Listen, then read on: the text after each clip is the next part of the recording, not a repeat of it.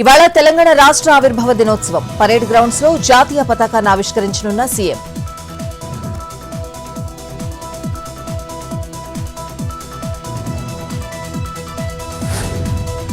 నేటి నుంచి తెలంగాణలో స్లాట్ బుకింగ్స్ తోనే రిజిస్ట్రేషన్లు.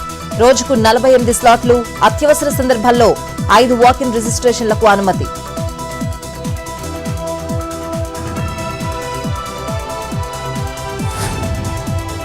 ఇంటిగ్రేటెడ్ కమాండ్ కంట్రోల్ సెంటర్లో మంత్రులతో ముఖ్యమంత్రి రేవంత్ రెడ్డి భేటీ. ఇందిరమ్మ ఇళ్లపై నివేదికపై సమీక్ష, ఉద్యోగుల సమస్యలు, డీఏలపై కీలక చర్చ.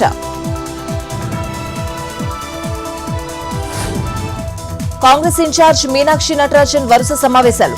మంత్రి కొండా సురేఖపై జిల్లా నేతలు చేసిన ఫిర్యాదులపై ఆరా. మంత్రి పదవి ఇవ్వాలన్న ఎమ్మెల్సీలు, మంత్రులు పని చేయనివ్వడం లేదని ఫిర్యాదు చేసిన కార్పొరేషన్ చైర్మన్లు.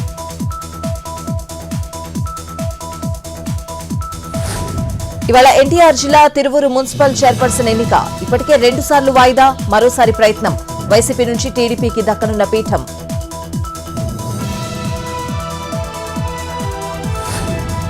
గోషమహల్ ఎమ్మెల్యే రాజాసింగ్ కు పోలీసుల నోటీసులు. సెక్యూరిటీ లేకుండా బయట తిరగొద్దని సూచనలు. బుల్లెట్ ప్రూఫ్ వాహనాన్ని వాడాలన్న పోలీసులు.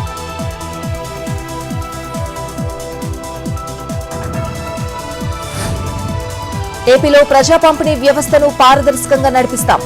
15.60 లక్షల కుటుంబాలకు ఇళ్ల దగ్గరే సరుకులు. గతంలో బియ్యం పక్కదారి పట్టేవన్న మంత్రి నాదెండ్ల.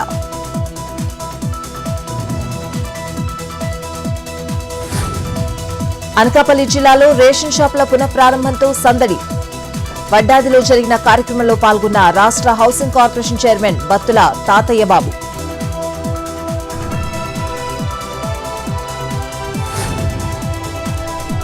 ఉమ్మడి పశ్చిమ గోదావరి జిల్లాలో నిమ్మ రైతుల అవస్థలు, ధరలు లేక ఇబ్బందులు పడుతున్న అన్నదాతలు. కేజీ 10 రూపాయలు కూడా పలకడం లేదని ఆందోళన.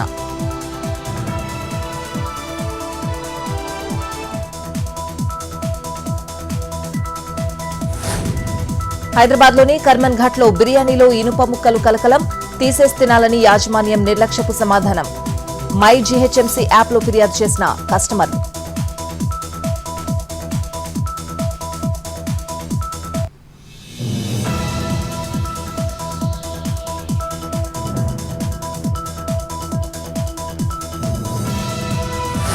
ముస్లిం ఓట్ల కోసమే సింధూర్పై మమత వ్యతిరేకత. ముర్షిదాబాద్ అల్లర్లు రాష్ట్ర ప్రాయోజితమేనన్న అమిత్ షా. మాతృమూర్తులను, సోదరీమణుల్ని బెంగాల్ సీఎం అవమానించారని ఫైర్. దేశవ్యాప్తంగా ఎన్ఐఏ తనిఖీలు. పాక్ గూఢచర్యంపై దర్యాప్తు వేగవంతం. 8 రాష్ట్రాల్లో సోదాలు జరిపారు.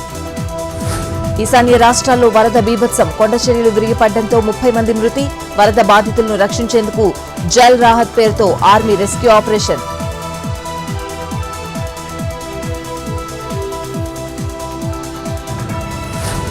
ఆకస్మిక వరదలతో ఈశాన్య భారత్లో స్తంభించిన జనజీవనం. 8 రాష్ట్రాల్లో కురిసిన వర్షాలకు పలు ప్రాంతాల్లో మెరుపు వరదలు. మణిపూర్, అసోం, సిక్కిం, త్రిపురలో వరద బీభత్సం.